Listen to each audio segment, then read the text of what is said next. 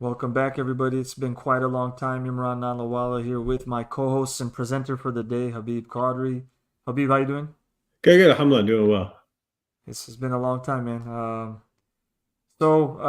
Just to kind of, it's late. It's 9 o'clock, so I know there was a couple people who responded saying that they were going to attend live. So just to kind of get straight into it, obviously, you have your prestigious background in educational leadership.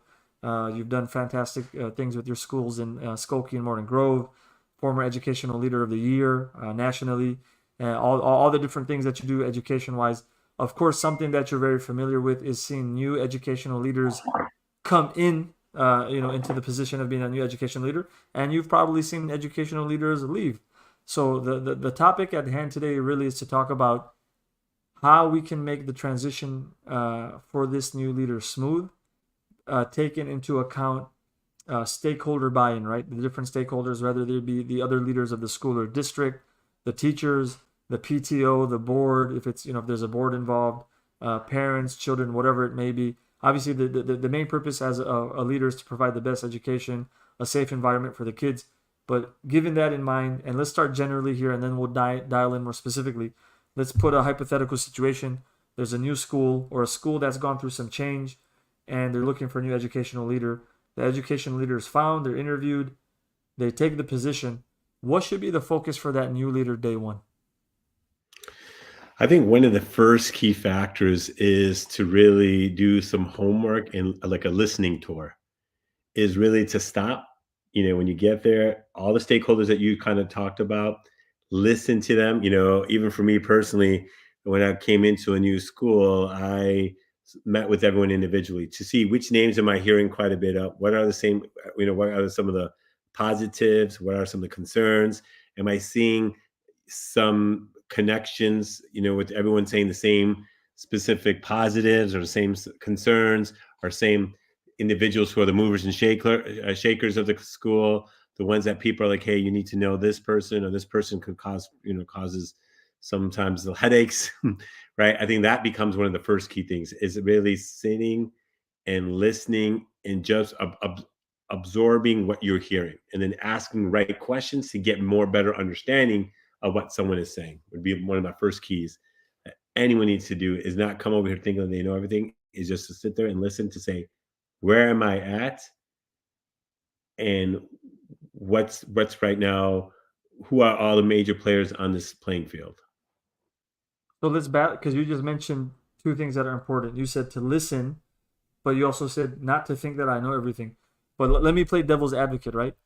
Sure. Obviously, if you're interviewing me, you've interviewed several people for this position, and then I made the short list. I came up for a follow-up interview. I mean, you're hiring me for a reason, right? You're hiring me for a reason. You must like my pedigree, my tenure. You must like what I'm bringing to the table.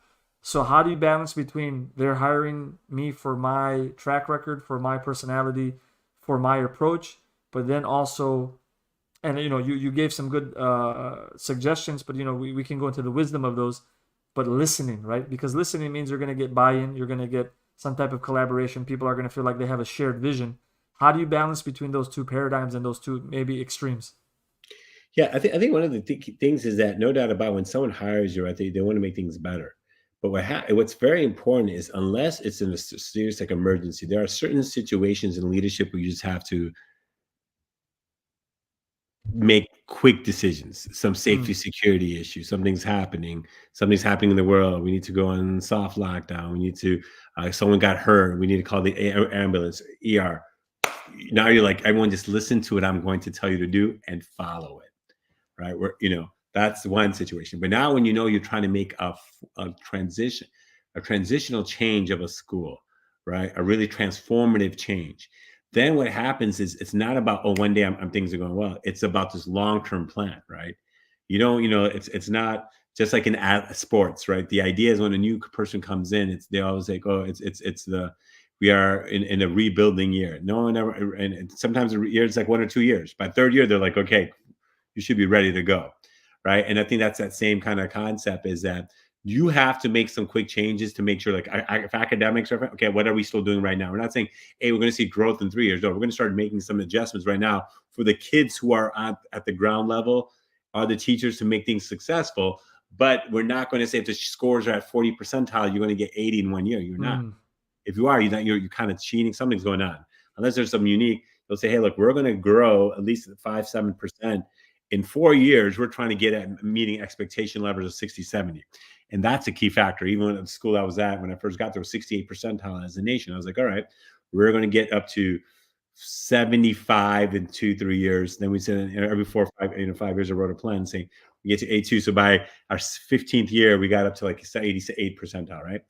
So it's like, so you're gonna say, hey, I want to get 4 or 5% growth, right? So there are certain things that when that means, yes, you are going to, but you're listening to say, who do I have? Who are all my players? Who are all my individual stakeholders? Who can I rely on? Where can I do some quick changes? Where do I need to really put a lot of emphasis? Because wow, I see a lot of concerns, right? And that's what it is. When we think like, I think I already know, that's not good. That's not a good situation, because you're at a school where you're going to have 20 staff that you haven't known them just because you heard something from someone. That's not a good idea, right? Or I just heard, or I think, oh, you know what, don't worry, I know what I'm going to do. I'm going to implement, right? It's just like, you take a great school district and just take their curriculum and say, let's use it. Hey, this is a mm. great school district. We have a great school district, in the North Shore of Chicago here. If everyone did it, why doesn't the whole United States just say like plop, plop?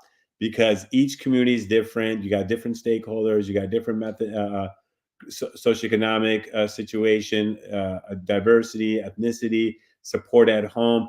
There are other factors that some curriculums might not work. Just like in sports, even for a playbook that a great coach has, he needs those right players for them to really implement his idea or his philosophy.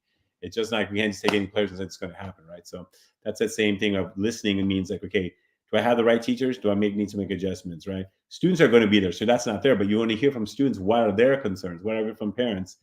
But then you're going to say, hey, is it the curriculum issue? Is it the teacher issue? Is it the support issue? Is it the facility and stuff that we don't have that's really causing this?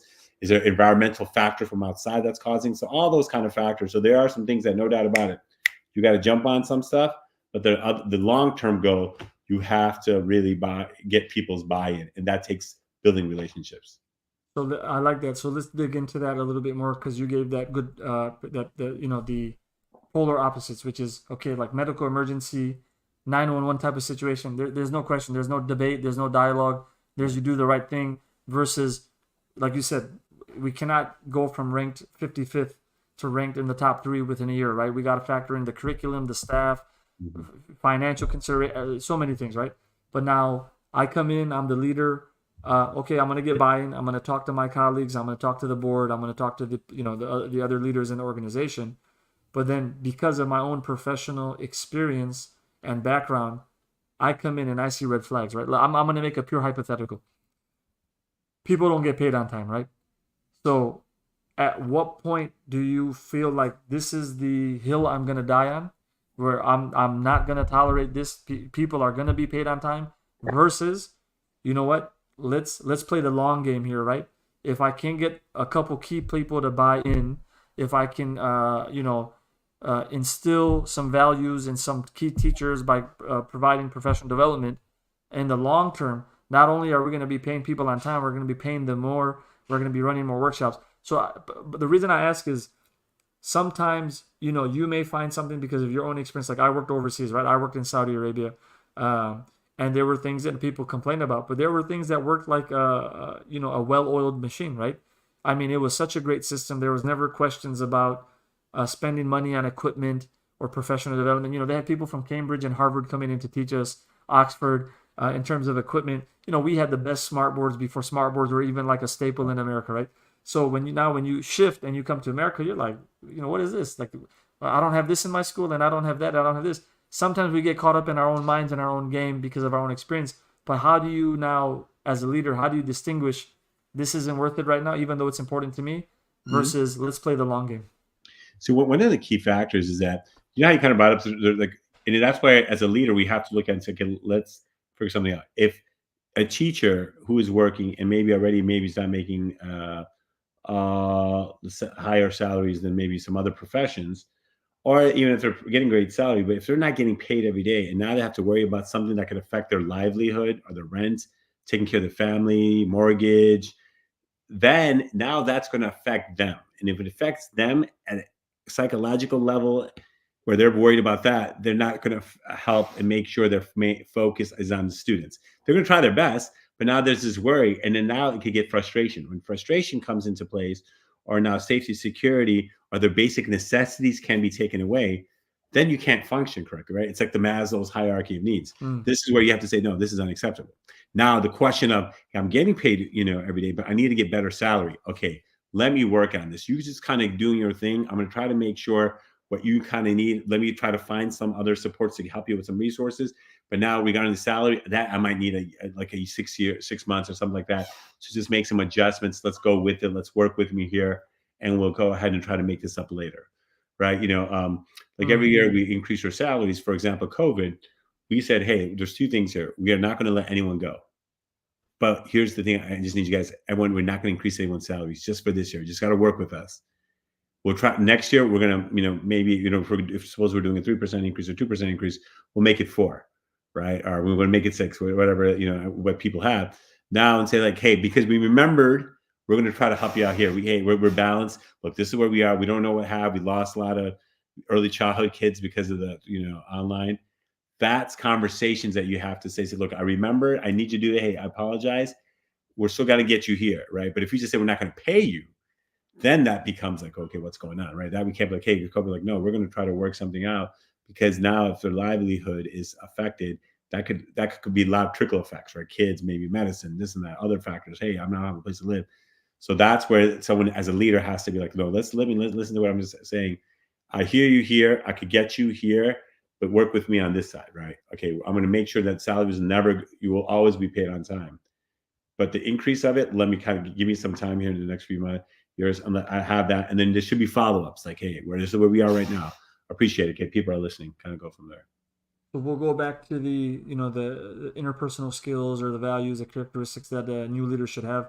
But now my question is, okay, new leader comes in, they're going to listen, they're going to be accommodating. Obviously, they have a vision, or they're working on a shared vision, but they see there's room for professional development. Not much professional development is happening.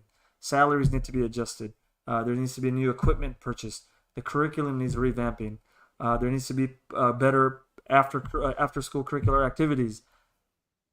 What would be the top, say, 1, 2, or 3 things that you would say? Look, if this is the scenario, or again, be like, we can be as vague or specific as possible. You've advised many schools, so based on your experience, what are the common themes that you typically see in terms of what the shortcomings are, and what would be the top 3 things you would ask the new leader to focus on? So that's why I think that hearing, that listening towards is so important, because it tells you where this school is and what is needed. They might be already like, hey, we have your basic necessities, but we don't have after school programs. We need to have those kids buy in. All right, we don't have athletic sports. That becomes a thing. Hey, now we have, things are going well, but guess what? We have so many ESL refugee students, and we don't have any support for that. All right, we're such a big school. Like even for us, the last few years, social emotional, like we're like, hey, we're 900 kids, Mm. and you're gonna have kids with different issues, so we need to get not a part-time counselor, we have to go to full-time counselor, like and then we're gonna have to look at the new programming and stuff, right? Or we're noticing now in the last few years, kids have more anxiety, depression than ever before. We need to maybe do more SEL program. Mm. Those conversations just have to happen. So everyone has to be at their level and saying, how do we keep on getting good? From good to great, right? Like in Jim Collins' book, right? Okay. It has to be an ongoing kind of conversation. And I always tell people, your worst critic should be yourself. Like I always tell teachers, I'm like, look, we're even administration. I'm like, we should always every year look at what can we do to get better, right? That's the great athletes, right? They asked Jordan, like, what got who are you looking at, or who gave you that things to just make sure you get better? He's like, look, he always listened to his coach, but he goes, but I was my worst critic. Mm. Like, hey, I just want to be like, I can't. I reach for perfection, but I know I'm never going to get it, right? Mm. You're okay with it, but am I putting my time and effort to reach perfection? And that's So really you're yeah. saying the self-reflection, like the self-reflection piece is huge. Yeah, I think that people don't do that, right? And I think when you do Mm. self-reflection, so that's why even when making decisions stuff, because for me that self-reflection is a key factor. And then the second thing is really, I think a lot of especially in schools, building climate and culture, right? So even sometimes people like this, hey, they've done research. Is money what drives people? No doubt about it. I mean, people are gonna be excited. It does help, right? There's incentives. But money's not, if we know money doesn't bring happiness. But if someone feels like they're enjoying to come every day because they feel like they're being heard, they're being valued, that they could grow, that's a game changer. Even if you're not going to be paid the most, but like, hey, I just feel like, hey, I feel like I could grow. I have that, it goes. I think for anyone, if you really be honest with yourself and say, no doubt about, yes, if someone's making some crazy amount, a lot of people might deal with stuff that they really don't want to just for the sake of money. But then we've also seen a lot of athletes, seen movie stars, any people, just money has not brought everyone happiness. It could maybe bring some comfortability from like a physical standpoint or materialistic, but psychological. It's crazy what people will do. The most happiest people are people who give to others, right? So if they feel like, Mm. okay, that there's that sense of like accomplishments, I'm changing someone's life, and someone's valuing it, in just even like small ways, people go above and beyond It's for you. interesting that you bring that up because just thinking about some of the most famous nonprofits or programs people are lining up to volunteer for or to even be like an unpaid or free intern for, right? And Mm. you think, what is it about these programs? And it's like is what you mentioned, right? The mission is so grand and the impact is so profound and so clear that people, they don't mind even paying money to be a part of that organization to get some type of value in their life, right? Like a good friend of mine, he's been on the podcast before, Gulam. He works for a place called Team Rubicon. I think Team Rubicon is the number one rated non-for-profit in North America. It's Oh. all it's like veteran founded, right? And Mm. basically what they did is they brought the military approach, which is like clinic, like what is it, surgical, cerebral, but not in a bad way. Like if basically they do disaster relief, right? So if Mm. disaster happens anywhere in the country, there's no like, oh, what do you guys think? It's like everybody boots on the ground. People know who the command leader is. People know where like the forward zone, all these terms that Golam is saying. But it's interesting because he talks about their volunteer base. It's amazing, man. Like people volunteer and they'll travel for 2 or 3 weeks. They'll sleep on a cot the entire time. They'll get like two to three square meals a day, but they'll work 8 or 9 hours a day clearing trees, rebuilding homes and whatnot. So it's a great point that you brought up about the volunteering and just being a part of something that makes you feel that you're part of something larger than yourself. Now, you brought up a couple other points. Sometimes what happens is as leaders, we get stuck with that title. I'm a leader, which means I'm the boss, I'm in charge, I'm at the top. How important is it for new educational leaders to seek out mentorship and mentors? Yeah, I think it's very important. You know how when we do self-reflection, right? But sometimes you can self-reflect. If you might need someone else to kind of help you say, hey, are you really going, really maximize your potential? Are you also like founder syndrome, right? Mm, Are you the person that's affecting growth in your organization, right? You could be the leader, you could start up, right? But people have to change, and sometimes they don't. Like BlackBerry is a great example, right? You sometimes don't want to. I got to kind of read up on some of like how at a certain time, like you yourself could be a problem. Apples, right? When you have uh, you let a guy named Steve Jobs, who thought it was a great idea, but at a certain time they let him go because hey, you could maybe cause the stoppage of some growth or creativity. Which he came back and he brought another idea, no doubt about it. But I think that's why sometimes people are like, hey, you could be a great, brilliant person, but also at the same time you're annoying, you're frustrating. Hey, we want you to step away. And I think that becomes very important, that you have to have someone to kind of tell you, who's going to be honest with you and saying this is good and there. Now, I know I use a lot of sports analogies, right? So, I had read Phil Jackson's, 11 Rings. I read both. I think the other one, I forgot. I think Sacred Hoops. If I forgetting the title of the other book. But I think one of the key factors, like when he talks to like when to get Jordan, you already know he's a great athlete, but to have him kind of consistent win, each person he gave a specific book to read. Like each mm, person he kind of analyzed and say, I need you to read this, and then hopefully if mm, you read this really sincerely, you'll understand this is what you need to do for the bigger picture, right? Right. mm, And I think that's where you have like there's this one thing of Phil, not Phil Jackson, but John Paxson, saying that he Jordan like a few things like when you're getting mad at a double team, but is there someone open? He said yes. He goes throw it to him, right? You got to at least give the person a chance, right? And he hit it one or two, and you had that. So then you realize you had the Paxson in the first 3 years, and you have the Steve Kerr and the Craig Hodges, and, in the first 3 championships and the next 3, then you have to have these 1 or 2 other guys, or maybe everyone's there, but you got to let it go. You have to let teams guessing and not saying, hey, it's just I'm not trusting anyone, because people pick stuff up. So I think that's why you having others kind of talking to you, even people who are alphas, is important. And everyone has to have mentors. You have it for exercising. All great athletes, why do they have someone? Because someone has to push you to the next level, are saying you can do more, because now everyone's going to internally, right? You just need someone to kind of whisper. It happens in spirituality. It happens in, even in businesses, and saying, well, you're looking at it this way. It may be 8 years, but new things are coming up. Like, even for me, I'm not a great technology guy, but the new marketing is social media. You just have to, like, so if you don't read up, you're gonna be obsolete. Mm. Things like, I'm 48, but I'm still hanging out. I enjoy being at the ground level with the kids, still coaching, playing around with the kids, but, hanging out at lunchtime, because I want to know what's going on in their minds. What's the new thing? Because if not, if I'm just like, well, this is what we have to do, and I haven't really seen what kids are doing, what are issues, what are parents saying, I might be throwing out some ideas that not even it's needed. And then every school district and area, community is different too. So when you just think you know it, and like, well, I've done this for so long, it doesn't always work that way. And you've seen that. You see that with companies that people come in, coaches that come in, think like, well, I've been successful here. Why hasn't that reciprocated here? Only a few have kind of like really, you know, kind of stuck and really seen success.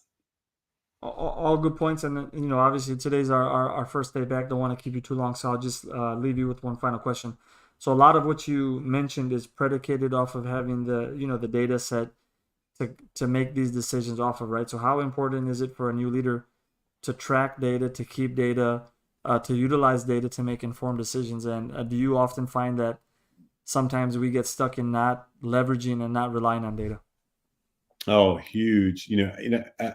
Especially, when we come to, like, a lot of times when I don't like people, I was like, oh my God, look at these middle school kids, are, there, or this kids are doing this, or these teachers, right? People always generalize.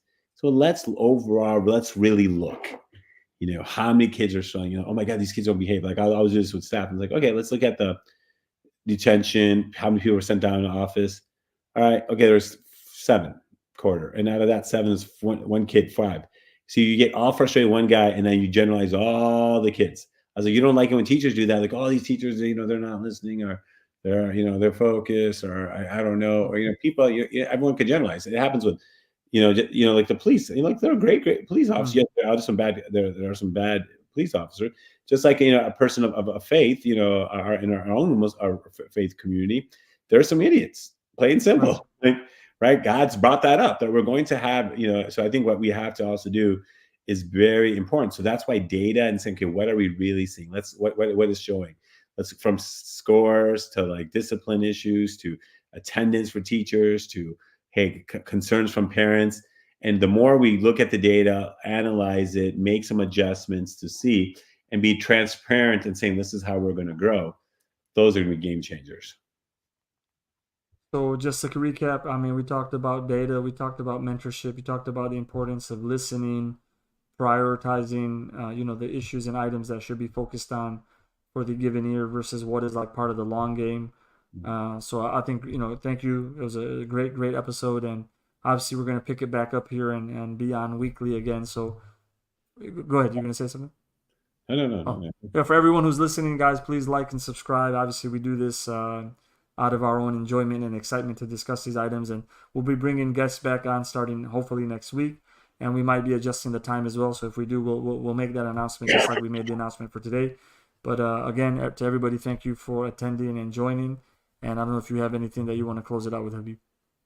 No, that's good. I really appreciate it. It's good to get back, and, for all my fellow educators out there, keep doing what you're doing, keep on reflecting, keep on making, being change agents, and, make this world a better place. All right, guys. Thank you.